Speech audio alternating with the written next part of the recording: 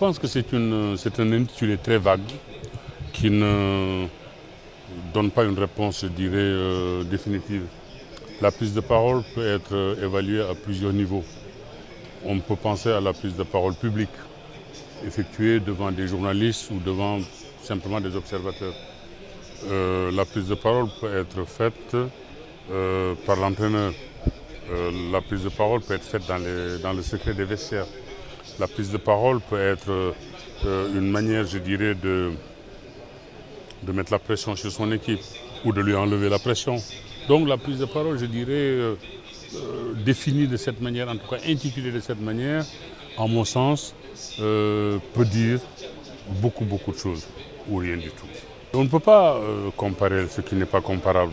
Dans une entreprise qui est codifiée pour obtenir des résultats, il n'y a rien de comparable, je dirais, avec un club de football qui, lui, a une équipe soumise à des aléas.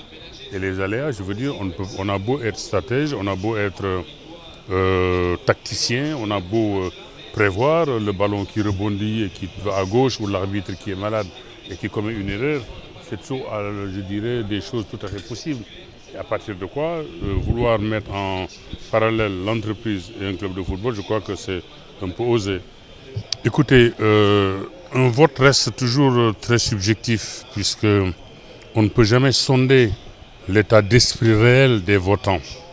En l'occurrence, il faut déjà définir ce que doit être le ballon d'or. Est-ce que c'est le meilleur joueur ou est-ce que c'est le joueur qui aura apporté à son équipe quelque chose de définitif? Si c'est le meilleur joueur, probablement le choix d'un Messi peut tout à fait être compréhensible. Si c'est la deuxième hypothèse qui est retenue, je crois que Sadio Mané mériterait amplement, effectivement, d'être lauréat. Mais on ne sait pas exactement, parce que la définition n'a jamais été réellement faite, véritablement faite, au point qu'on ne peut que spéculer. J'entends ici ou là que des photos ont été prises chez Messi parce qu'il serait le ballon d'or. J'entends ici ou là aussi que Sadio Mané aurait raflé pas mal de suffrages. C'est très difficile. Mais bon, mais déjà le fait que Sadio ait été placé sur le même pied que les meilleurs joueurs du monde, que ce soit les Messi et autres, c'est déjà un exploit, c'est déjà, je pense, une performance. Ben, ce qui leur manque depuis UEA, c'est simplement, il faut dire les choses, la présence simultanée de deux monstres sacrés, Ronaldo et Messi. Il était très difficile de pouvoir donner le pion à ces deux joueurs-là. C'est ce qui a, je pense, essentiellement et prioritairement manqué aux joueurs africains. Ensuite, bon, parce qu'on peut parler d'autres joueurs aussi, pas seulement des Africains, on peut parler des Sud-Africains aussi, des Sud-Américains.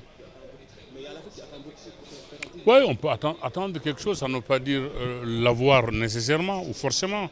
Je pense que depuis l'année dernière et cette année, que des Africains se mettent au niveau des meilleurs du monde pour leur disputer le ballon d'or, c'est déjà une victoire. Mais il faut attendre le 2 décembre pour véritablement savoir si effectivement le ballon d'or sera revenu à un Africain. Bah, d'abord, vous savez, il est très difficile de sonder, comme je l'ai dit tout à l'heure, l'état d'esprit des votants. Euh, les Africains ne votent pas pour les Africains possible, mais est-ce que les Européens, oui, les Européens peut-être votent aussi pour des Européens, mais il y a des, vous savez, quand vous prenez les votes du Ballon d'Or, quand vous les lisez avec attention, chaque pays essaie de mettre, en tout cas dans les 3 ou 4 premiers, un des leurs, hein, un de ceux qui, un ressortissant du pays. Donc bon, il y a une espèce effectivement comment dire, de chauvinisme qui prévaut et que, oui, les Africains pourraient peut-être mettre un peu à profit, mais jusqu'ici, il faut dire quand même, quel est l'Africain qui aurait mérité d'avoir le Ballon d'Or? Alors, on en revient à ce que j'ai dit tout à l'heure. Si c'est le meilleur joueur, je pense que Messi et Ronaldo ont été ces 10 dernières années les meilleurs et de loin. Si maintenant on pouvait choisir d'autres joueurs aussi qui simplement euh, ont apporté beaucoup et infiniment à leur club, peut-être oui, la chose est discutable.